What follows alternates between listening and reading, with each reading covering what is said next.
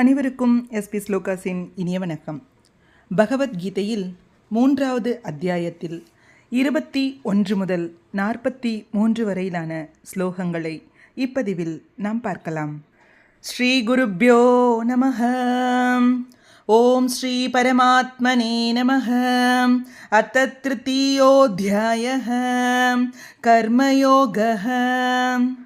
ஸ்ரீ பகவானுவாச்ச यद्यदाचरति श्रेष्ठः तत्तदेव तरो जनः स यत्प्रमाणं कुरुते लोकस्तदनुवर्तते.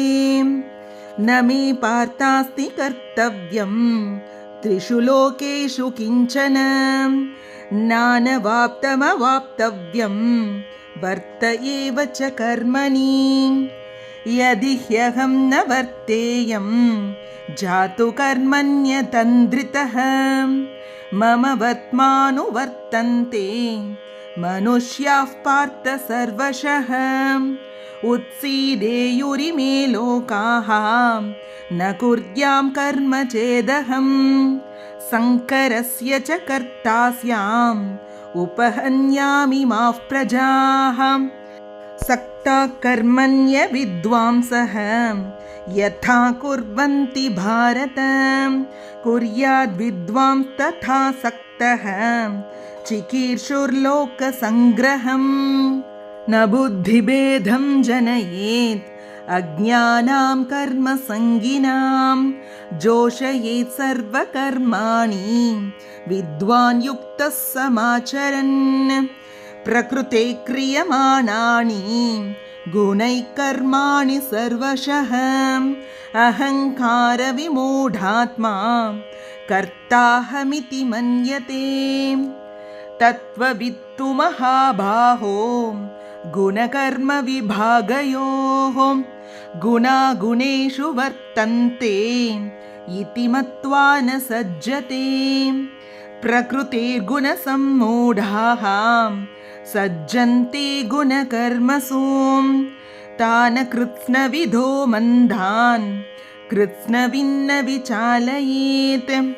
मयि सर्वाणि कर्माणि सन्न्यस्याध्यात्मचेतसां निराशीर्निर्ममो भूत्वा युध्यस्व विगतज्वरः.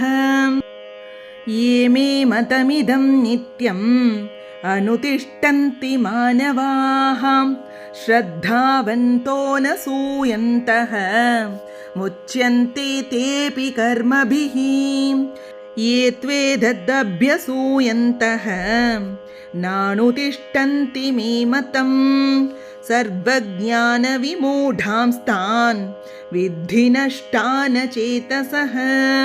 सदृशं चेष्टते स्वस्याः प्रकृते ज्ञानवानपि प्रकृतिं यान्ति भूतानि निग्रहः किं करिष्यति.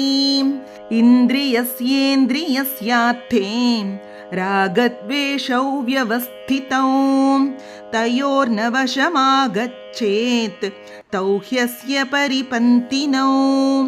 श्रेयान् स्वधर्मो विगुणः परधर्मात् स्वनुष्ठितात् स्वधर्मे निधनं श्रेयः परधर्मो भयावहः. अर्जुन उवाच अथ केन प्रयुक्तोऽयं पापं चरति पूरुषः अनिच्छन्नपि वार्ष्णेय बलादिव नियोजितः. श्रीभगवानुवाच काम एष क्रोध एषः रजोगुणसमुद्भवः महाशनो महापाप्मा विद्येनमिह वैरिणम्. धूमेनाव्रियते वह्निः यथादर्शो मलेन च यथोल्बेनावृतो गर्भः तथा तेनेदमावृतम्.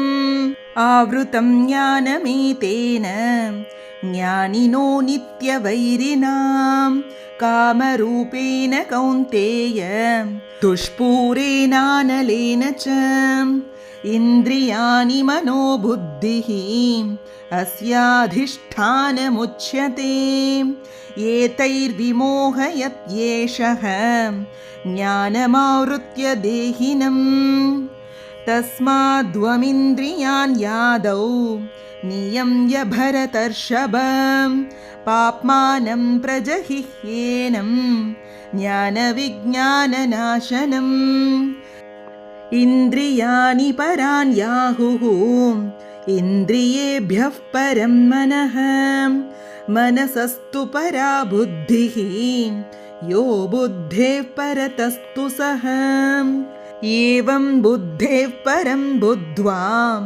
संस्तभ्यात्मानमात्मना जगिशत्रुं महाबाहो कामरूपं दुरासदम्। ॐ तत्सत् इति श्रीमद्भगवद्गीतासु उपनिषत्सु ब्रह्मविद्यायां योगशास्त्रे श्रीकृष्णार्जुनसंवादे कर्मयोगो नाम तृतीयोऽध्यायः। सर्वं श्रीकृष्णार्पणमस्तु। பகவத்கீதை 3வது அத்தியாயமான கர்மயோகத்தில் உள்ள 21வது ஸ்லோகத்திலிருந்து 43வது ஸ்லோகம் வரை இந்த பதிவில் நாம் தெரிந்து கொண்டோம். இத்துடன் 3வது அத்தியாயம் நிறைவு பெற்றது.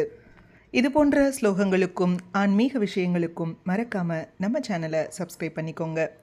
நல்லதே நடக்கட்டும், நன்மையே பிறக்கட்டும். நன்றி, வணக்கம்.